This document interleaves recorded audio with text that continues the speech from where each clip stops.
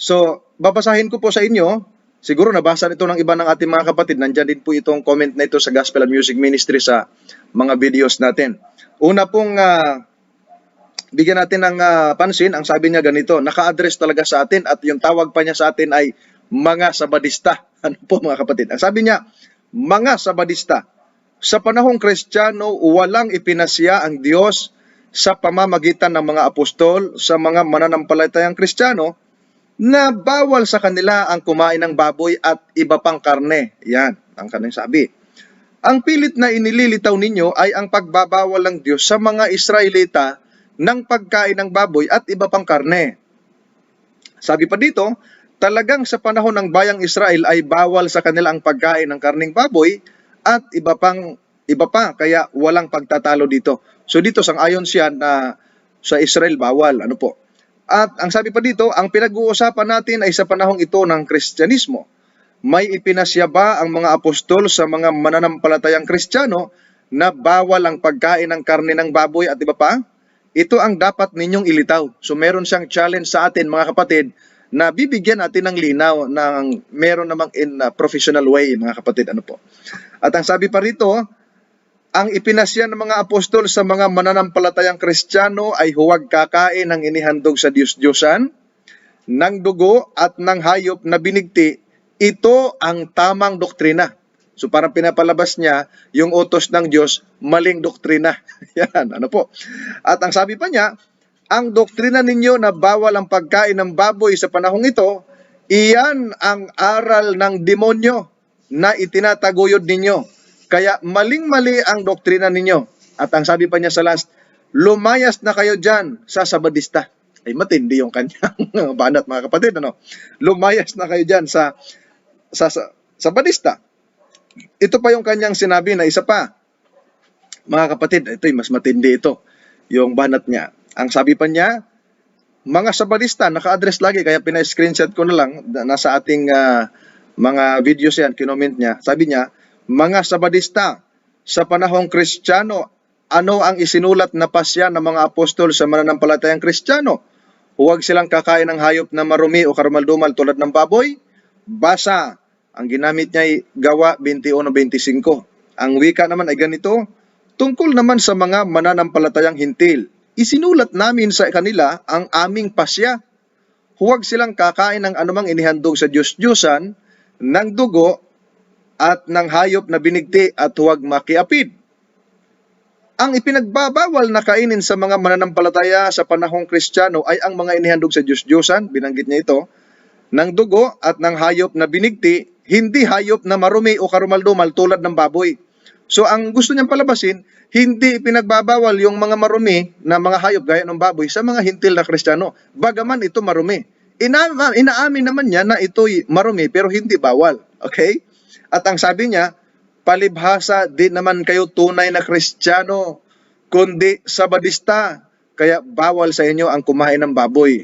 At ang sabi pa niya sa baba, hindi na kayo kumakain ng lechon baboy na napakasarap, ang masaklap ay hindi pa kayo maliligtas. Ay napansin niyo mga kapatid, ay nung binabasa ko ito, imbis na mainis ako, natawa ako sa kanyang binasa. Ay kanyang ikinoment, dahil nagbigay pa siya ng konklusyon mga kapatid, hindi pa, tayuan niya, kaya tayo hindi kumakain ng mga karumal-dumal dahil hindi naman daw tayo Kristiyano, kundi Sabadista.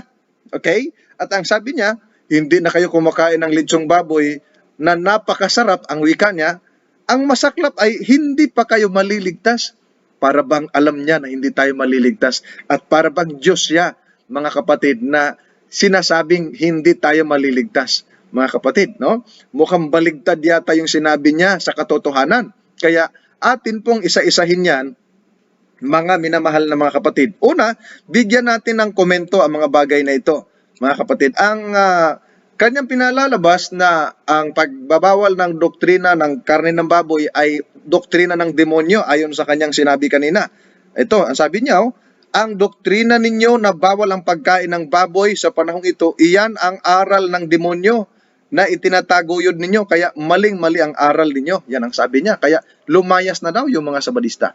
Mga kapatid, ay wag nating awayin ito si kapatid na Mactrib Rolota. No? Isa po siyang INC. Bagaman, ganun pa man, sa kanyang sinabi, ipanalangin natin siya.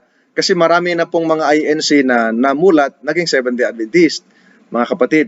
Kaya dito sa kanyang sinabi, kung atin pong tutuklasin, bubuklatin at aalamin ang tinuturo ng Biblia, kayong mga kapatid na matagal na sa Seventh-day Adventist, meron ba kayong narinig, nabasa na ang pagbabawal ng pagkain ng mga karumaldumal ay aral ng demonyo o aral ng Diyos? Mga kapatid, di ba? Kaya yung sinabi niyang aral ng demonyo, siguro dito niya nabasa yan sa unang Timoteo. Alamin nga natin kung ang pagbabawal ba ng karumaldumal ang tinatawag dito na aral ng demonyo. Pakinggan ho natin mga kapatid. Baka medyo nalito lang itong kaibigan nating si Rolota. Ang sabi kasi dito sa unang Timoteo, Kapitulo 4, ang mga bersikulo 1 at 2, ang sabi ganito, ngayon ay maliwanag na sinasabi ng Espiritu na sa mga huling panahon ang iba'y tatalikod sa pananampalataya sa pamamagitan ng pakikinig sa mga mandarayang espiritu at sa mga aral ng mga demonyo. Ang sabi dito sa verse 2. Sa pamamagitan ng pagkukunwari ng mga nagsasalita ng mga kasinungalingan na ang mga budhi ay tinataka ng pagbabagang bakal. Sa 3, kanilang ipagbabawal ang pag-aasawa at ipag-uutos na lumayo sa mga pagkain nilalang ng Diyos upang tanggapin na may pagpapasalamat ng mga mananampalataya at nakakaalam ng katotohanan. Napansin ho ninyo mga kapatid, ano anya dito ang aral ng demonyo na tumalikod sa tunay na pananampalataya? Ang sabi dito, yung mga pagbabawal ng pag-aasawa. Sa Seventh-day Adventist ba, bawal ba mag-asawa? Mga kapatid, meron ba tayong doktrinang bawal mag-asawa? Mga kapatid, hindi. Sa atin pwede mag-asawa, basta isa lang. Merong bawal mag-asawa sa atin, yung may asawa na huwag dagdagan ng isa. Ayan. Okay? So, dito, hindi pumasa yung banat ni Mr. Mactrib Rolota. Isa pa, sabi dito, lumalayo o pinagbabawal ang lamang kate. Ang Greek word po yung lamang kate o pagkain nilalang ng Diyos. Kaya binanggit dito sa ibang salin, pagkain. Sapagkat sa Greek word po ay bromata ang nakalagay. The term bromata o broma, mga kapatid, ay nangangahulugang itong pagkain. Therefore, hindi kasama dito ang baboy dahil ang baboy hindi naman pagkain at ibang mga karumaldumal. Next point na gusto nating sabihin mga kapatid, dito ho, ang ipinagbabawal hindi naman yung marumi, kundi ang nagbabawal dito, yun po yung mga pinagbabawal dito, yun po yung mga broma o yung mga pagkain, mga kapatid. So therefore, yung pong mga tumalikod sa aral ng Diyos at sinusunod yung aral ng demonyo, yun po yung tumalikod sa aral ng Diyos. Ano ba yung aral? Di ba yung aral ng Diyos, huwag kumain ng karumaldumal? Kumain, hindi tumalikod ka doon sa utos ng Diyos. O yung aral ng demonyo, yun po yung mga bagay na ganon, mga kapatid. So medyo hindi tumama dito si kapatid na Rolota. Nawa ay nakikinig siya ngayon, at least mabigyan natin ng pansin, ano po, yung kanya pong umapakinggan niya, yung pong ating paghahayag. Ikalawa pa nating punto mga kapatid, yung pong ginamit niya na gawa 21-25, hindi yun buong Biblia. Okay? At pasya ng mga apostol, hindi naman buong Biblia yun eh. Dapat you should consider tota scriptura and sola scriptura, kapatid na Mactrib Rolota. Ngayon, binabanggit mo na dahil hindi kami kumakain ng baboy ay hindi kami maliligtas. Nako, mamaya bigyan natin ng pansin yan dahil mayroon kang binanggit. Ngayon, gusto nating sabihin at ipakikita bakit ang mga Seventh-day Adventist ay hindi kumakain at sinusunod yung nasa lumang tipan na about sa health law, mga kapatid, na kung saan pagdating sa bagong tipan ay patuloy din namang sinusunod ng mga apostol yan at ng mga Kristiyano, mga kapatid. Siguro alamin natin, natalakay ko na po kasi ito nung mga nakaraan, pero for the sake doon sa mga new viewers natin, ay bibigyan ho natin ng pansin, mga kapatid, at bibigyan natin ng clarification, paglilinaw, para po sa atin, may mga taga-subaybay po kasi tayo ng mga hindi Adventist, mga kapatid, at isa na dyan, yung mga kapatid ko dyan sa Makati, nanonood sila ngayon, sila Ate Jane Arsenal. Okay? So atin pong bibigyan ng pansin, bakit tayo hindi kumakain ng mga karumal-dumal? Una, ito'y utos ng Diyos. Kapag ka ikaw ay anak ng Diyos, hindi ka tagalabag sa utos ng Diyos, kundi tagatupad. Okay? Tagatupad, kaya ang tao nagkakasakit eh. Bakit? Kasi lumalabag sa utos ng Diyos. Pakinggan ho ninyo mga kapatid, dahil ang tao'y lumalabag, kaya nagkakasakit. Dito ho sa Exodo, ang kapitulo 15, mayroon tayong mababasa ang versikulo 26, mga kapatid.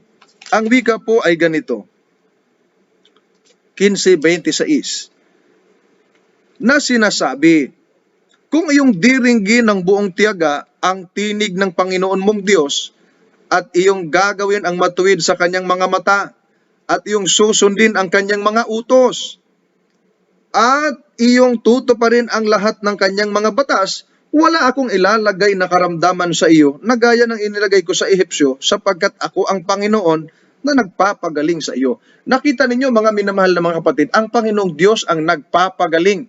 Ngayon, hindi niya bibigyan ng karamdaman yung mga taong sumusunod sa kanyang mga utos at tinutupad yung kanyang kalooban. Dito nakikita na natin, medyo lumiliwanag na eh. So ngayon, babalikan natin yung ilang reasons bakit ang mga Seventh-day Adventist sumusunod sa batas pangkalusugan. O di ba ga, ang kalusugan ay kayamanan, health is wealth, mga kapatid. Hindi ka naman makapagtatrabaho kung may sakit ka. Okay? At kung mali ang nilalagay mo sa iyong tiyan, sa iyong labi, sinusubo mo, hindi ka naman maging malusog, kundi maging sakitin ka. Ngayon, gusto kong bibigyan kayo ng 4 na puntos na magandang bigyan natin ng linaw para pumaunawaan nung ipagkaibayo natin sa pananampalataya kung bakit hindi kumakain ng mga Seventh-day Adventist. Una, gusto ng Diyos na ang tao ay maging malusog. God wants us to be healthy, mga kapatid. Kaya nga, nung likhain ng Diyos ang tao, mga minamahal ko mga kapatid, ang ipinakakain niya hindi hayop hindi karne. Ang ipinakakain niya ay yun pong nasa Genesis chapter 1 verse 29 na may binabanggit mga kapatid na ganito. Maganda basahin natin sa banal na kasulatan para masundan ninyo yung Genesis chapter 1 verse 29. Nung likhain ng Diyos si Adan at si Eva, walang pinakakain na karne, kaya malayong mangyari yung karumal-dumal. Yung karne nga na malinis, hindi pinakakain. Yung pabang mga karumal-dumal, mga kapatid. Ito ang nakasaad po, mga minamahal ko mga kapatid. 1:29 ng Genesis. Sinabi ng Diyos, tingnan ninyo, ibinigay ko sa inyo ang bawat halaman na nagkakabinhi na nasa ibabaw ng lupa at ang bawat punong kahoy na may binhi sa loob ng bunga. Ang mga ito ay magiging pagkain ninyo. Napansin ninyo, ang pinakakain ng Diyos ay pangpalusog, hindi pang pagkakasakit, mga kapatid. Kaya merong balita ngayon siguro i-share natin minsan yung video na yon na ang sabi ng balita, mahilig ka ba kumain ng baboy? Ay ngayon iwasan mo na sapagkat nagdadala ito ng sari-saring sakit. Balita ho yan sa TV, mga kapatid. No? Di ba ang baboy nagdadala ng sakit na ano ba yon, yung swine fever na galing sa Africa ba galing yon? Di ba? At ang dami ng baboy, libo-libo ng baboy pinagpapatay. Kasi hindi naman talaga likas na malinis yan mga kapatid. So nung ang panahon ni Eva at ni Adan, ang ipinakakain sa kanila, mga grains, nuts, vegetables, mga kapatid, at fruits. Kaya wala doong karne. Ngayon, dahil gusto ng Diyos na maging malusog ang tao, mga minamahal na mga kapatid ko, maging sa panahon ni Noe, nung nagkaroon ng baha, mga kapatid ko. Sa panahon ni Noe, naubos din yung mga fruits at dahil napulbos ito noong 150 days na baha, mga kapatid. Ang sabi ng Diyos sa 9:3 ng Genesis, I have given them to you for food, yung mga hayop. Just I have given you grain and vegetables. So yung dito, mapapansin natin mga kapatid, kung ang anong binigay ng Diyos ng mga vegetables at tinatawag nating grains, ay nagbibigay din siya ng hayop, pero alam ng Diyos kung ano yung hayop na ibibigay kay Noah. Mamaya alamin natin yan. Before Israelites, meron ng mga malinis at marumi na hayop. Okay? So gusto ng Diyos na maging healthy tayo. Kaya ang nais niya, doon tayo sa malinis. Bakit doon ka sa marumi? Marumi na nga Di ba? Kahit sa pagkain mga kapatid, merong bagong luto at merong panis. Saan ka ba kakain? Kahit hindi ka na pagbabawalan. Of course, obvious naman na ang kakainin mo yung bagong luto, hindi yung panis. mga kapatid ko. Okay? So dito maliwanag na ipinakikita gusto ng Diyos ng tao maging malusog at wala namang tao gusto maging magkasakit o gusto maging sakitin. Di ba mga kapatid? Pagkasakitin ka ang magiging problema sa iyo, hindi ka makakapagtatrabaho, hindi ka makakilos ng mayos dahil mag-aguroy ka ba, no? Sa Bisaya pa mga kapatid.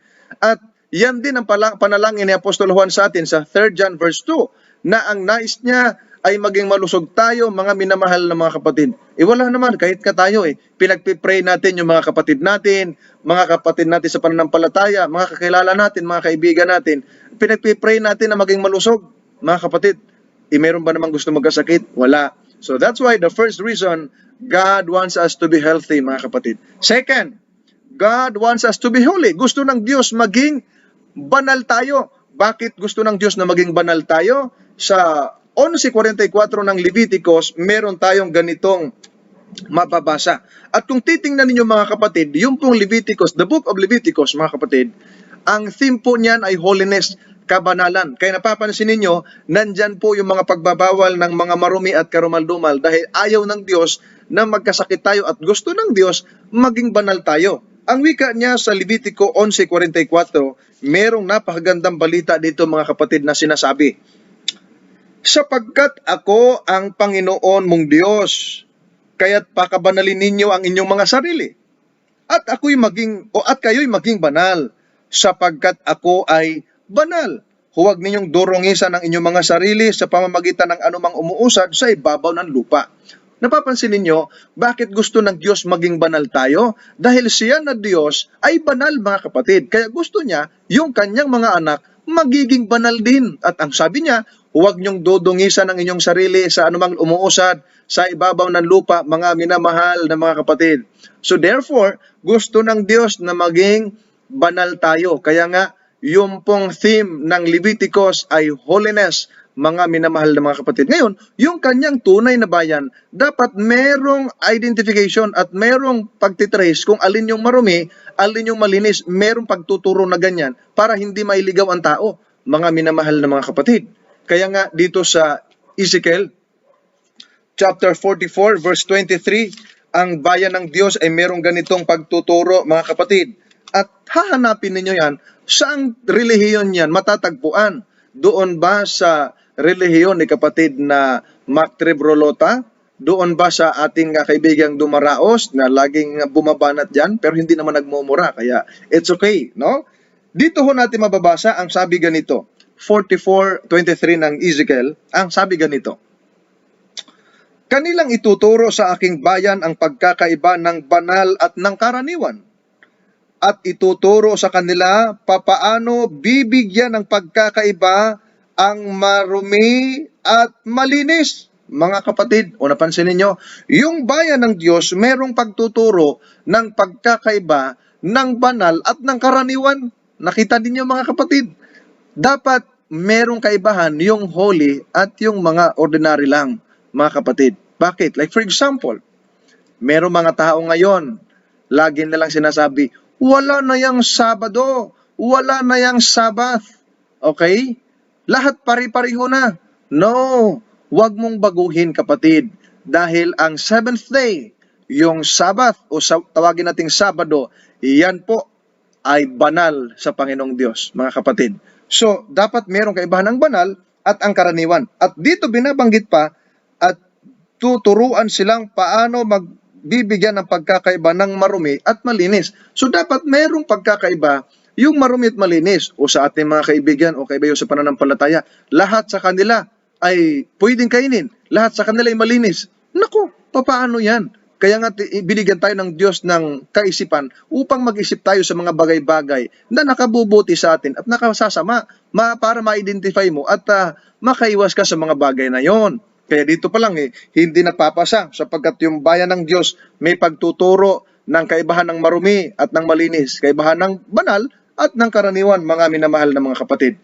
So, ang Diyos gusto niya na maging banal tayo, gaya niya na maging banal. At alam niyo ba yung mga banal na tinatawag sa Biblia? Yung bang lumalabag sa utos ng Diyos o yung sumusunod sa utos ng Diyos? Pakinggan ninyo mga kapatid, dito sa Apokalipsis ang kapitulo 14, ang versikulo'y 12. Napakaganda nung sinasabi dito.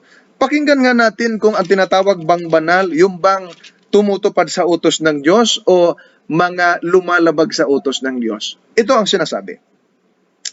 Narito ang panawagan para sa pagtitiis ng mga banal sa mga tumutupad sa mga utos ng Diyos at humahawak ng matatag sa pananampalataya ni Jesus. So dito mga kapatid, malinaw at napakagandang pagkasabi.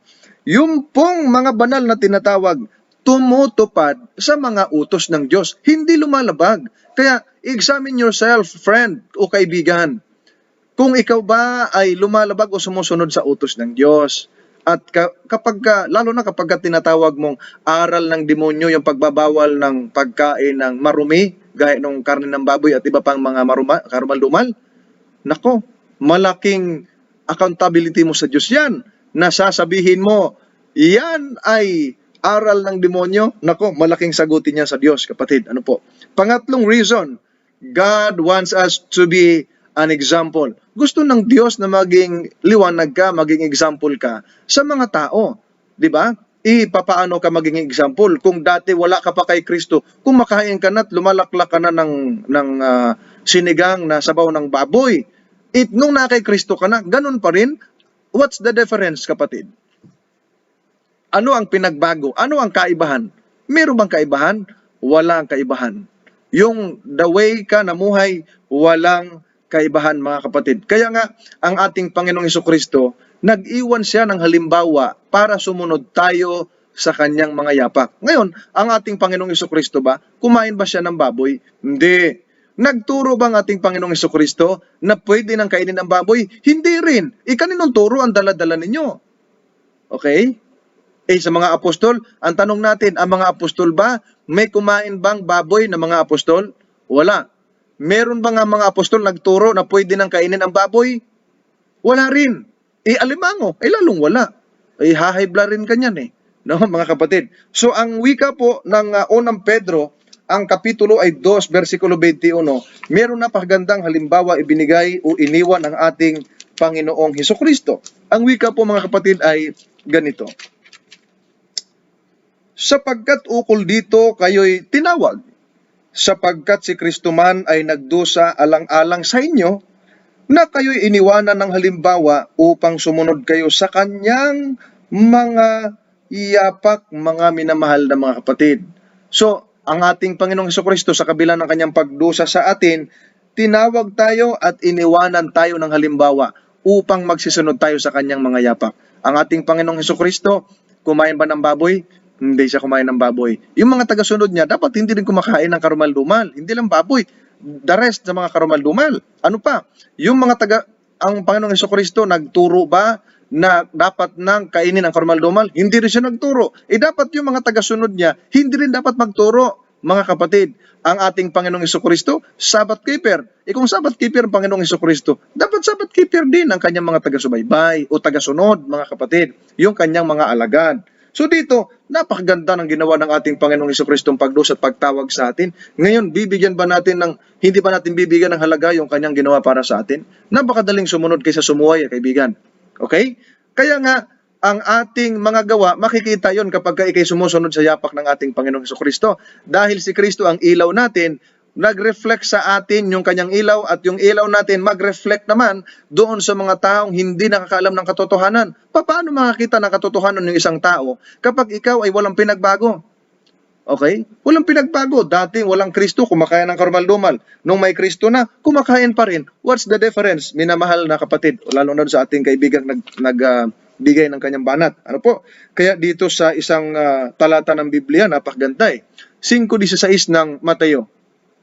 Ang wika ay ganito, paliwanagin ninyo ng gayon ang inyong ilaw sa harap ng mga tao upang makita nila ang inyong mabubuting gawa at luwalhatiin nila ang inyong Ama na nasa langit. Paano makita mabuting gawa? Walang pinagkaiba doon sa mga taong ganun din ang ginagawa.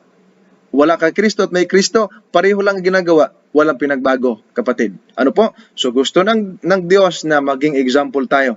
At number 4, kapatid, gusto ng Diyos o God wants us to be glorified through our body. Gusto ng Diyos na mag-glorify siya, maluwalhati siya sa pamamagitan ng ating katawan. Ngayong tayo binili na ng dugo ng ating Panginoong Jesucristo, luwalhatiin na natin sa pamamagitan ng ating katawan. Bakit ko nasabi? Kapag kasi ang isang tao, mga kapatid, patuloy na kumakain ng karumal-dumal, kahit alam niya ng bawal, o hindi bawal, nagkakasakit ang tao, mga kapatid. At kapag nagkakasakit ka, at the more na kumakain ka ng karumal-dumal, the more ka na makakatanggap ng iba't ibang pagkakasakit. Ngayon, ang banal na espiritu tumitira sa katawan ng tao. Kung ikaw ngayon ay patuloy na kumakain, nasabi ng Biblia, 3:19 ng Pilipos, ang kanilang kahihinatnan ay kapahamakan. Ginagawa nilang Diyos ang kanilang tiyan at iniisip ang mga bagay na nakatuon sa lupa, mga kapatid. So ang Pilipos 3:19 nagpapakita na kapag patuloy kang kumakain ng karumal-dumal, hindi Diyos na may likha sa atin ang iyong pinaglilingkuran, kundi Diyos na iyong tiyan. Bakit? Sinusunod mo yung gusto mo eh. Okay? Hindi yung Diyos na may-ari sa iyo. At ang sabi ng Biblia, kapahamakan ang punta. Hindi pala langit, kapahamakan ang punta eh. Ngayon, ang sabi ng Biblia, gigibain ng Diyos. 1 Corinthians chapter 3, verses 16 hanggang 17. Pakinggan mo, kapatid. Hindi ba ninyo nalalaman na kayo ay templo ng Diyos at ang Espiritu ng Diyos ay naninirahan sa inyo? Kung ang sino man ay magtangkang gumiba sa templo ng Diyos, ang taong ito'y gigibain ng Diyos sapagkat ang templo ng Diyos ay banal at ang templong ito ay kayo. Mga minamahal na mga kapatid, napakaganda ng binanggit ng Biblia. Ang templo ng Diyos, ang ating katawan, at tumitira ang Espiritu ng Diyos. Ngayon, kung sino mang gigiba ng templo ng Diyos, katawan natin yon, ay igigiba ng Diyos. Sapagkat templo ng Diyos ay banal. Gaya ng binanggit natin kanina. At ang templong ito, tayo, mga minamahal na mga kapatid. Ngayon, tayo pala ang templo ng Diyos. Ingatan natin, maging malusog tayo, mga kapatid. Pangalawa, dito sa 1 Korinto, Kapitulo 6, o ikalawang verses po ito, versikulo 19 hanggang 20. Meron tayong ganito mababasa. O hindi ba ninyo nalalaman na ang inyong katawan ay templo ng Espiritu Santo na nasa inyo, na tinanggap ninyo mula sa Diyos at kayo hindi sa inyong sarili? Verse 20, sapagkat kayo binili sa isang halaga, kaya't luwalhatiin ninyo ang inyong katawan, ang Diyos, mga kapatid. So luwalhatiin ng katawan ang Diyos sapagkat tayo binili ng dugo ng ating Panginoong Jesucristo. Hindi ba natin bibigyang halaga? Hindi ba natin pahahalagaan yung pagbili ng ating Panginoong Jesucristo sa atin, pagtubo sa atin, mga kapatid? Binili tayo ng halaga na walang katumbas dito sa lupa, mga kapatid. At yun yung buhay ng ating Panginoong Jesucristo. Bibigyan natin ng halaga. So luluwalhatiin natin ang ating Panginoon. Kaya nga, 1 Corinthians chapter 10 verse 20, mga kapatid, ano man ang ginagawa, kumain man kayo o uminom, gawin sa kaluwalhati ng Diyos. Question, kapag ba kumain ka ng karumal-dumal, maluwalhati ba ang Diyos? Hindi. Utos ng Diyos, nilalabag natin. O, nilalabag ninyo, mga kaibigan. Ano po? So, dito ipapakita natin, yun po yung 4 na reason o 5 kung bakit sinusunod ng Seventh-day Adventist. Una, utos ng Diyos. Utos ng Diyos yan. Pangalawa, gusto ng Diyos maging malusog tayo. Pangatlo, gusto ng Diyos maging banal tayo. Pang-apat, gusto ng Diyos maging example tayo sa mga tao. At panglima, gusto ng Diyos maluwalhati siya sa pamamagitan ng ating katawan. Kaya kung ating sasaysayin, mga kapatid, lalo na sa bagong tipan, may binanggit siya na sabi binanggit niya, maganda mabasa ulit yon. At least hindi nyo makalimutan. Ang sabi niya, mga kapatid, ay hindi na kayo kumakain ng lechon, ng baboy, na napakasarap. Ang masaklap ay hindi pa kayo maliligtas. No? Parang alam niya na talagang tayo hindi maliligtas, mga kapatid. Gusto niya kasing palabasin sa kanyang katanungan, mga kapatid, na hindi bawal sa Kristiyano ang kumain ng baboy o hindi pinagbabawal. Ngayon, ang tanong natin, mga kapatid, sinong apostol ang nagturo na hindi na bawal kainin ang baboy at ibang pang mga karumal-dumal? O sinong apostol ang kumain ng karumal-dumal kasama ang baboy? No? Di ba si Apostol Pedro ay Kristiyano nung nakilala niya ang ating Panginoong Jesucristo, mga kapatid? Dahil siya ay Kristiyano, alamin natin kung siya ba'y kumain ng karumal-dumal. Sa Gawa, Kapitulo 10, versikulo 14, ayon sa vision na kanyang nakita, nung inalok siya, mga kapatid, ang sagot niya ganito. 10:14 ng Gawa. Subalit sinabi ni Pedro, hindi maaari, Panginoon, sapagkat kailanmay hindi ako kumain ng anumang bagay na marumi at karumal-dumal. Mga kapatid, napakaganda ng sagot ng Apostol Pedro. Ang sabi niya, hindi maaari, Panginoon, sapagkat kailanman ay hindi ako kumain ng anumang bagay na marumi o karumal-dumal. Dito po nagpapakita, mga minamahal na mga kapatid, yung pong kailanmay. Ibig sabihin, ever since. Ever since, mga kapatid, sa kanyang buhay, hindi siya kumain ng karumal-dumal. At yung binanggit doon na marumi o karumal-dumal, bakit may binanggit doon na gano'n, mga kapatid? Na sabi ni Apostol Pedro, kailanman hindi ako kumain ng anumang bagay na marumi o karumal-dumal. Sa Greek po kasi ang nakalagay dito, mga kapatid, sa dulo ay pankoinon akatharton. Yung po kasing koinon, mga minamahal na mga kapatid, iba po yan sa akatharton. Yung pong koinon, yun po yung na-defiled, mga kapatid, nahawaan, no? Common, mga kapatid, o narubihan, nahawaan, mga kapatid. At doon naman sa akatharton, yun talaga yung binabanggit natin na unclean o talagang likas niya na karumal-dumal o marumi, mga kapatid ko. So dito, ang Apostol Pedro nga ang sabi niya, naalala ko tuloy yung debate namin ni Pastor Sustento, napakabait na pastor no ng end time. Sabi niya, meron daw Hudyo na kumain ng baboy. Ang tanong, sino? Hindi niya alam, wala siya mabasa. Meron din siyang sinabi na si Apostol Pedro ay nakisalo doon sa mga hintil, kaya kumain ng karumal-dumal. Tinanong ko siya, anong ulam? Hindi niya alam anong ulam. So, nag-conclude lang siya. Mga kapatid, hindi niya alam anong ulam, mga minamahal na mga kapatid. So dito, ipinakikita natin ang Apostol Pedro hindi nga kumain. Si Kristo hindi rin kumain, hindi rin nagturo, mga kapatid. At challenge natin, dito po sa ating mga taga-subaybay na mga hindi Adventist, ang challenge natin, meron ba kayo mabasa sa Bagong Tipan o sa Biblia na merong hintil na kumain ng baboy, letra por letra? Merong hintil, Kristiyanong hintil o magiging hintil, o hindi Kristiyano, na kumain ng karumal-dumal? Magbasa kayo kung mayroon. No? Ito yung challenge natin. No? At mayroon man turo ang Apostol Pablo, mga apostol, na pwede nang kainin ang karumal-dumal? Magbasa kayo ng talata. Ang Panginoong Jesucristo, mayroon man turong ganon? Yun ang challenge natin. Kasi ang gusto lang palabasin, mga kapatid, ang wika nila, talagang sa panahon ng bayang Israel ay bawal sa kanila ang pagkain ng karne ng baboy at iba pa. Walang pagtatalo, ang sabi niya. Ngayon, gusto kong sabihin at ipaliwanag kay kapatid na Mac Trib Roliota at sa lahat ng mga taga-subaybay natin na nakatutok sa mga oras na ito. Before pa nagkaroon ng bayang Israel, meron ng marumi at malinis na hayop. At alam ni Noe yun. Okay? Meron na. Basahin natin ang Genesis chapter 7 verse 2. Ang sabi ganito, kumuha ka ng tigpipito sa bawat malinis. Pansin niyo bawat malinis na hayop. Yung bawat malinis sa Hebrew ay kol tahor, no? Kol tahor, yung salitang tahor ay clean o malinis na hayop, lalaki at babae. At dalawa sa mga hindi o sa mga hayop na hindi malinis, lalaki at babae. Dito naman ay all tahor, no? Yung hindi malinis. Therefore, yung pong hindi malinis, yung all tahor na hindi malinis, katumbas po niyan sa Hebrew na karumal-dumal na tame. At yung tame, mga kapatid, katumbas niyan sa Greek, akatartos. Okay? Marumi, karumal-dumal. At yun namang tinatawag nating tahor, katumbas siya ng bruma sa Greek, mga kapatid. Walang pinagbago. Kaya nga itong nakikita natin na malinis at hindi malinis, nangyari ito, hindi pa lumutang yung bayang Israel, mga minamahal na mga kapatid. Wala pa dito. Kaya hindi pwedeng i-conclude sa bayang Israel lang. Therefore, yung pong atake nila na sa bayang Israel lang, hindi yun totoo.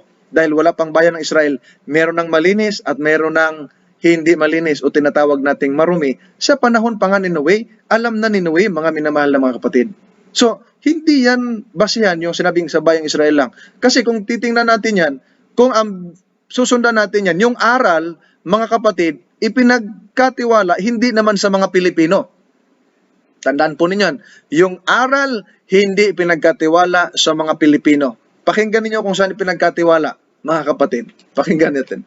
Dito sa Roma Kapitulo 3, ang versikulo 1 at 2, merong napakagandang pagkasaysay, mga kapatid ko. Roma Kapitulo 3, versikulo 1 at 2, ganito ang ating mababasa.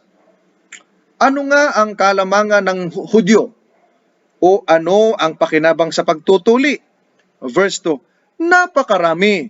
Ang una sa lahat, ipinagkatiwala sa kanila ang mga aral ng Diyos. Napansin ninyo mga kapatid, ano anya ang pakinabang o ano ang kalamangan ng mga Israelita sa atin o sa mga Hudyo? Marami anya. Unay, sabi dito, una sa lahat, ipinagkatiwala sa kanila ang mga aral ng Diyos. O napansin ninyo, mga aral ng Diyos ipinagkatiwala. Paano nakarating sa atin? Pakinggan ninyo sa 7:38 ng Juan na napakaganda at hindi natanggap ito ng ibang mga sekta, mga kapatid. Gawa 7:38. Ang wika po ay ganito. Ito yaong naroon sa iglesia sa ilang, nakasama ang mga anghel ang anghel na nagsalita sa kanya sa bundok ng Sinai at kasama ang ating mga magulang upang tumanggap ng mga aral na buhay upang ibigay sa atin. Napansin niyo, yung mga aral na buhay na yun ay pinagkatiwala sa mga Hudyo, mga kapatid, ibigay sa atin. Baka hindi nakatanggap yung mga taga-subaybay natin na hindi Seventh-day Adventist. O mahalaga tanggapin ninyo ngayon, mga kapatid. So dito, ay hindi pwedeng sabihin ninyo na sa mga Hudyo lang, kasi kung sa mga Hudyo lang, dapat hindi sinulat sa Henesis na mayroon ng marumi. Parang yung Sabbath, ganun din naman ang katwiran sa Hudyo lang. Pero sinusunod ang 10 utos. Pag sinabing Sabat ay wala na, siyam na lang, mga kapatid. At sasabihin nila sa Hudyo lang, paano naging sa Hudyo lang? Pag after ng creation, mayroon na kaagad na in-establish ang Diyos na Sabat. Yun lamang ay example at comparative lang, mga kapatid. Ngayon, pinakikita natin dito sa karumaldumal, mga kapatid ko. O, di ba, mga kapatid? So, wala silang matibay na argumento. Wala silang matibay na mga kasagutan diyan dahil hindi naman talaga yan itinuturong pwede nang kainin sa bagong tipan, mga kapatid ko. Ito pa, sabi nila, hindi daw bawal kainin. Nakaw, bawal nga hipuin, kainin pa. O pakinggan mo, kapatid, o sa mga taga-subaybay natin. 2 Korinto 6:17. Tingnan natin kung yung marumi dito ay akatartos ba. Okay? O tame sa Hebro. Dito ho sa 2 Korinto 6:17 hanggang 18. Ang wika po'y ganito. Kaya nga magsialis kayo sa kanila at magsihiwalay kayo, sabi ng Panginoon. At huwag kayong magsihipo ng mga bagay na marumi. Sa Greek ay akatarto. Tame sa Hebro. At kayo aking tatanggapin sa 18. At ako sa inyo'y magiging ama at sa akin kayo magiging mga anak na lalaki at babae. Sabi ng Panginoong makapangyarihan sa lahat. Nakita ninyo, mga kapatid, yung paghipo nga ng mga bagay na marumi, ay including yung mga karumaldumal, akatarto sa Greek, hindi nga pinahihipo, pinakakain pa ba? Paano pag dumampi, nahipo yan, na-touch na tuloy sa iyo? Ay malaking problema yan, mga kapatid.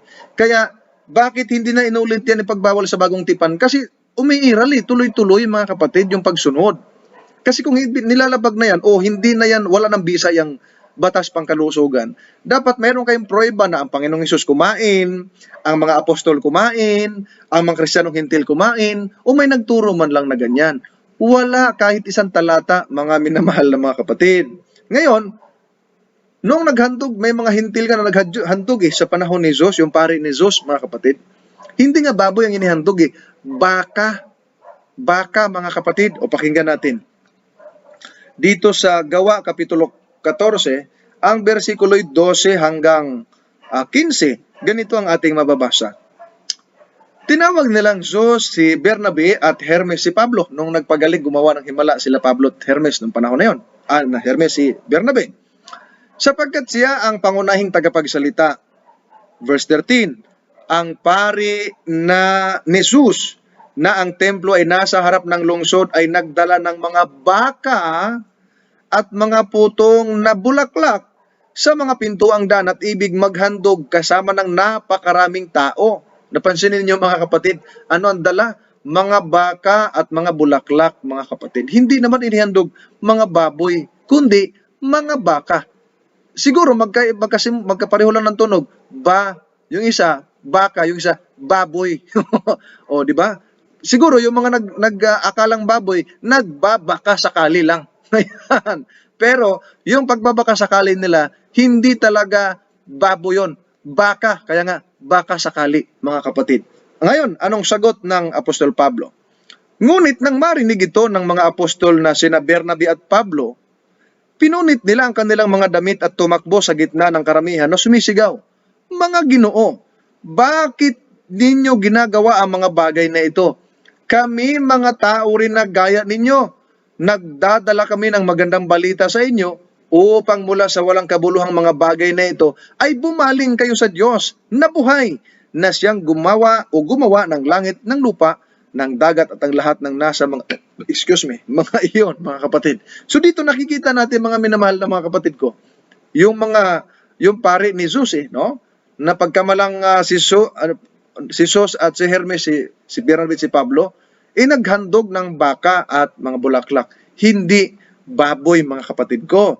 Ngayon, kung ang kanila pong argumento na nilinis na yan sa Bagong Tipan, if you watch the debate ng inyong lingkod at ni Pastor Sustento, nasa YouTube natin ang Gospel and Music Ministry, ang sabi niya, patutunayan na nilinis na, ginamit niya Marcos 7:19, nilinis na ni Kristo. Ginamit niya Gawa 10, nilinis na. Tapos pagdating sa Timoteo, nilinis na. Ilang beses ba talaga nilinis? Sino ba talaga naglinis? At paano ba talaga nilinis, mga kapatid? Ang problema, nung challenge ko siya, after ba ng Timoteo, wala na bang maruming natira? Wala na bang karumal-dumal na natira? Puro na ba malinis? Sabi niya, wala na. Kung may mabasa ako na meron pa, aaminin mo, talo ka na.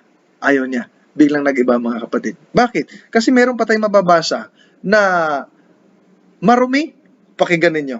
O karumal-dumal, dito sa Apokalipsis 18:2, mga kapatid, merong napakagandang binanggit ng talatang ito, mga minamahal na mga kapatid. Ito, at siya'y sumigaw ng may malakas na tinig na nagsasabi, bumagsak, bumagsak ang dakilang Babylonia. Ito'y naging tirahan ng mga demonyo, pugad ng bawat espiritong karumal-dumal, akatarton, meron na dyan, ano? At pugad ng bawat karumal-dumal, akatarton, at kasuklam-suklam na mga ibon, akatarton. Kaya nakalagay dito sa Greek, orneo akatarto, mga kapatid. Bird na marumi, mga kapatid ko. So dito, bakit may marumi pa? Ibig sabihin, walang paglilinis. Existing ang aral na ito, mga kapatid ko, for health reason, mga kapatid ko. So dito, ipinakikita, napakaganda ng mga talatang ito na hindi ba maunawaan kung bubuksan lang ang isipan ng mga taong naghahanap ng katotohanan at gusto ng kaligtasan, mga kapatid. Di ba? Ngayon, ang lakas nila kumain ng mga malilinis na hayop. Di bang inutusan yan, mga Hudyo din? Pansin mo sa mga Hudyo, sabi ng Panginoon sa Leviticus 11 at Deuteronomio 14, at baka, malinis, ganito ganyan, pwedeng kainin. Pinakakain, sinong inalok? Mga Hudyo. Pero yung mga hindi Hudyo na kumukontra sa atin ngayon, kumakain, hindi rin naman inalok. Kaya nga ang tanong natin, ano ang tawag doon sa mga taong kumain, hindi naman inalok? Sige nga, kayo na sumagot, mga kapatid, diyan sa comment. Ano ang tawag sa taong kumain, hindi naman inalok na kumain? Di ba? Si Apostol Pedro nga, inalok, hindi kumain, pero yung hindi inalok, kumain, mga kapatid, sa panahon ng Aklat ng Gawa. Di ba? Mga kapatid ko, yun ang masaklap at magandang katanungan na, di ba, halimbawa sa party, hindi ka inimbitahan, dumating ka. Magtataka yun, ba't dumating itong taong ito, hindi naman ito inimbitahan? Di ba? Naalala ko tuloy nung kami pumunta sa Singalong, mga kapatid. Doon po sa Singalong, naimbitahan po ang inyong lingkod kasama yung Anchor Sim Singers, ay meron kasi kaming driver nung sasakyan nung hiniram namin kay Kuya sa Silapan family na hindi Adventist. Ngayon, siya po ay nakashort lang at ayaw niyang pumasok. Pagdating ng tanghalian, binigyan ko siya ng plato. Nung pumila siya, mga kapatid, at kukuha na, tinitigan siya ng pastor doon at ng mga kapatid, sino ba ito? Kumain na ito. At natinitigan at parang gusto bagang sawayin o nagulat sila.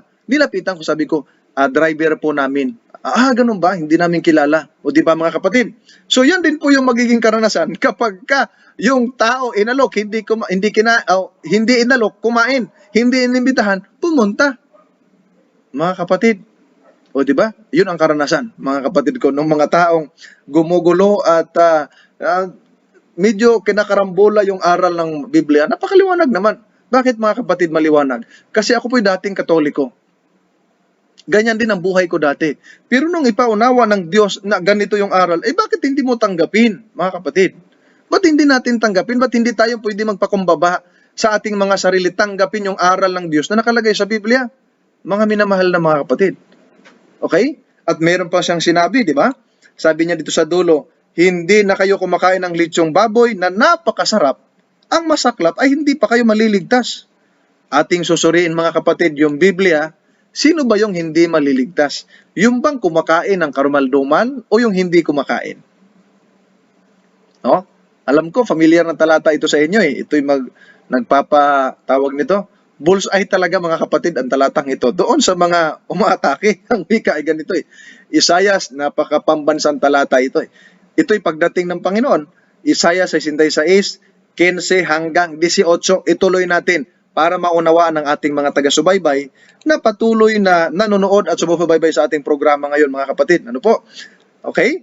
Ang sabi po dito, kasi ang sabi niya, hindi na kayo nakain ng lechon ng baboy dahil na napakasarap, ang masaklap, hindi pa kayo maliligtas. Naku, ginudge na tayo mga kapatid. Ang Seventh-day Adventist ngayon, 21 million mahigit na. Tapos sabihan tayo hindi maligtas, mga kapatid. Sayang naman yung ating pagiging masunurin. Ibig masabihin, yung lumalabag ang ililigtas ng Panginoon at yung sumusunod ang kanyang dadalhin sa impyerno. Ganun ba ang Diyos? Hindi. God is love, mga kapatid. That's why we love them. At because we love them, mga kapatid, we share the truth to them, mga kapatid. Kaya nga yung pagsishare ninyo ng ating programa ngayon, malaking tulong yan. Baka hipuin sila ng banal na espiritu at bubuksan ang puso't isipan nila, maunawaan nilang katotohanan na mababasa natin sa banal na kasulatan na sinasampalatayanan ng mga Seventh-day Adventist, mga kapatid ko. Ngayon, ang sabi niya, hindi pa tayo maliligtas dahil hindi tayo nakain ng baboy. Ito, pakinggan natin. Isaiah 66, 15 hanggang 18. Ganito ang ating mababasa, mga minamahal ko na mga kapatid. Ang wika po ay ganito. Sapagkat ang Panginoon ay darating na may apoy. Ano ang pagdating ng Panginoon? May apoy. At kanyang mga karwahe gaya ng ipo-ipo upang igawad ang kanyang galit na may puot. Hindi lang basta galit to. May puot, malalim mga kapatid. At ang kanyang saway na may ningas ng apoy. Sapagkat sa pamamagitan ng apoy ay ilalapat ng Panginoon ang hatol. At sa pamamagitan ng kanyang tabak sa lahat ng mga tao. At ang mapapatay ng Panginoon ay magiging marami. Okay? Ang mapapatay ng Panginoon magiging marami. Sino-sino yon mga kapatid? O pakinggan natin kung sino-sino. Verse 17. Silang nagpapakabanal at nagpapakalinis upang pumaroon sa mga halamanan na sumusunod sa nasa gitna. Una, kumakain ng laman ng baboy, ng kasuklam-suklam at ng daga. Sila'y sama-samang darating sa isang wakas, sabi ng Panginoon. Sino may sabi? Ang Panginoon. At anoan niya yung mapapatay niya na magiging marami sa pamamagitan ng apoy? Kumakain ng baboy, kumakain ng daga, kumakain ng kasuklam-suklam. Sama-sama sila, mga kapatid. Ngayon, tanungin natin, sino yung ililigtas ng Diyos? Yung kumakain ng baboy, na sabi niyang kapatid na Rolotay, napakasarap? O yung hindi kumakain dahil sumusunod sa batas pangkalusugan? Think of it, mga kapatid at mga kaibigan namin, mga taga-subaybay. Pansinin niyo ng maigi, no? At sabi nila, sa Hudyo yan. Tingnan nga natin kung sa Hudyo yan. Verse 18. Sabi sa verse 18, mga kapatid, sapagkat nalalaman ko, ang Panginoon nagsabi nito, sapagkat nalalaman ko ang kanilang mga gawa at ang kanilang mga pag-iisip. Dumarating ang panahon upang tipunin ang lahat ng bansa at ang may iba't ibang wika at sila'y paruroon at makita ang aking kaluwalhatian. Napansin niyo? Anong titipunin ng Diyos? Mga bansa, iba't ibang wika at sila'y paruroon, mga kapatid. O hindi kasama ang bansang Pilipinas. Kasama. Pati yung kumakain ng karmaldumal, kumakain ng baboy, kumakain ng daga. Nalala ko tuloy yung debate namin ni Pastor Sostento. Ang sabi niya, hindi siya kumakain ng daga. Bakit? Kasi ayaw ko lang. Sabi niya, yung asawa daw niya kumakain. Sabi ng asawa niya, hindi na ako kumakain. Di ba? Nabuko tuloy, mga kapatid, no? So dito, yung pong mapapasa-apoy, yung pong kumakain ng karumal-dumal. Ay ang konklusyon ni kapatid na Rolota, hindi na daw tayo nakakain ng lechon na baboy, hindi pa tayo maligtas, yung masaklap. Hindi. Sabi ng Biblia yung kumakain ng hindi yung susunugin sa apoy, mga kapatid. Okay? Wala namang masama kapag nagbago, mga kapatid. Wala namang masama kung magsisi sa mga oras na ito. Ang masama, alam mo na mali, ginagawa mo pa, mga kapatid. Ngayon, alam mo na kung paano maging tama, patuloy mong sinusuway. Alam nyo, sabi ng Santiago 4:17, ang nakakaalam ng paggawa ng mabuti, ngunit hindi ito ginagawa, kasalanan. Mabuti ang hindi pagkain ng baboy, hindi ginagawa. Ang ginagawa, kumain. High blood. Ngayon, high blood, tumirik ang mata. Namatay. Pero alam niya na, bawal mga kapatid. Okay? So dyan po lang mga kapatid, gusto natin na ipapaliwanag sa kanila na talagang ipinakikita ho ng Biblia na ang tao ay dapat matutong sumunod sa Diyos. Hindi man lumabag, mga kapatid, sapagkat yung paglabag ay kasalanan, sapagkat kasalanan ang paglabag sa utos ng Diyos. Ngayon, bilang mga tao, mga minamahal na mga kapatid, gusto ng Panginoon, at yun ang panawagan ng mga apostol, na ang ating paraan ng pamumuhay, banal. Di ba kanina tumawag sa atin banal? Ang sabi po kasi dito sa 1 Pedro, ang kapitulo po ay 1, ang mga versikulo 15 hanggang 18. Meron po kasi tayong mababasa sa talata, mga minamahal na mga kapatid, sa talatang ito na ganito. 1 Pedro 1:15 hanggang 18. Ang wikay ganito. Sa halip, sabi dito, sa halip, yamang banal ang sa inyo'y tumawag, maging banal naman kayo sa lahat ng paraan ng pamumuhay. Okay? Ng pamumuhay. Sapagkat nasusulat, kayo'y maging banal sapagkat ako'y banal. 17. Kung inyong tinatawagan bilang ama ang humahatol na walang pagtatangi ayon sa gawa ng bawat isa, mamuhay kayo na may takot sa panahon ng inyong pangingibang bayan. Nalalaman ninyong kayo'y tinubos mula sa inyong walang kabuluhang paraang pamumuhay na minana ninyo sa inyong mga ninuno, hindi ng mga bagay na nasisira tulad ng pilak o ginto. Napansin niyo mga kapatid, ang panawagan sa atin ng Apostol Pedro, yamang banalan niya yung tumawag sa atin, yan yung ating Diyos, maging banal naman tayo niya sa lahat ng paraan ng pamumuhay. Isa kanila, nagsisigarilyo pa bago pumasok sa kapilya. Di ba? Sabi dito, sa lahat ng paraan ng pamumuhay, maging banal. At ang sabi sa 16, kaya maging banal sapagkat ako'y banal. At alam nyo ba saan kinot ito ni Apostol Pedro? Sa 11:44 ng Leviticus, mga kapatid ko. O di ba nandun yung pagbabawal ng karumal-dumal? Kasi ang theme doon ay holiness, mga minamahal na mga kapatid. Dito nakita natin, napakaganda ng panawagan. At ang sabi dito, mga kapatid, nalalaman ninyong kayo'y tinubos sa walang kabuluhang paraan ng pamumuhay na minana ng ninyo sa inyong mga ninuno. Ngayon, itinubos na pala kayo doon sa mga walang kabuluhang pamumuhay. Bakit na natili kayo, mga kapatid, doon sa walang kabuluhang pamumuhay na kay Kristo na kayo? Di ba ang sabi ng Biblia, 2 Korinto 5:17, ang nakay Kristo, siya'y bagong nilalang. Ang dating buhay niya, ang dating mga bagay, wala na. Ang problema, may Kristo na daw, pero yung paraan ng pamumuhay, parang walang Kristo, mga kapatid. O di ba? Malayo. Malayo. Kaya nga, ang sabi ng Biblia, kayo makikilala, Mateo 15:8 o 8:15, mga kapatid. Kayo'y makikilala nila sa kanilang mga bunga. O di ba? Kung ang bunga, ganun din. Walang pinagkaiba. Sabi ni Kristo, kapag nag-iisip ka ng ikaw ay totoo, dapat yung makikilala ka doon sa doktrina, sa aral, 7:17 ng Juan, mga kapatid. So hindi pala sa kung ano-anong claim na ginagawa, kundi sa aral. So dito mga kapatid, maganda na bigyan natin ng liwanag kasi hindi tumitigil ang kaibigan natin Rolota. Isa po siyang INC, mga kapatid. Sa pag-comment sa lahat ng videos natin, lahat ng ating mga videos, kahit hindi ganun ang topic, nagko-comment siya, at kung ano-ano mga pinaglalagay niya. So, atin pong binigyan ng pansin, no? Kapatid na Rolota, kung ako'y nakapagsalita ng hindi maganda sa ipagpamanhin mo, pero itong aking pong sinasabi about sa katotohanan, sa biyaya at habag ng Diyos ay matanggap mo ito. At sana ay hindi ka na babanat ng babanat. Kung babanat ka man, hanggat hindi ka nagmumura, ay okay lang. Ganon din po si kapatid na dumaraos, mga kapatid. Ngayon, nawa nabigyan kayo ng linaw, mga kapatid, doon po sa ating pagtalakay about sa karumal-dumal. Niliwanag lang natin dahil yung mga kaibayo natin sa pananampalataya patuloy po na umaatake. Kaya nga tayo naman, na mga tunay na mga anak ng Diyos at tunay na mga tagasunod ng ating Panginoon, patuloy naman tayo nagtatanggol sa katotohanan. Sapagkat kung hindi ito katotohanan, hindi ako mananatili rito. Babalik ako sa Katoliko. Pero dahil ang Seventh-day Adventist ang nasa katotohanan, sinusunod ang tunay na aral ng Biblia, tunay na aral ng Diyos, nandito tayo mga kapatid at pinagtatanggol natin. Kaya huwag kayo maniniwala doon sa sinabi ng kapatid na Rulot, ha? Ang pagbabawal ng pagkain ng karumal-dumal, aral ng demonyo, hindi ho yun. Binaligtad niya. Reverse yun. Aral ng Diyos yun. Ginagawa lang nila para sumusunod sa kanila, mga kapatid.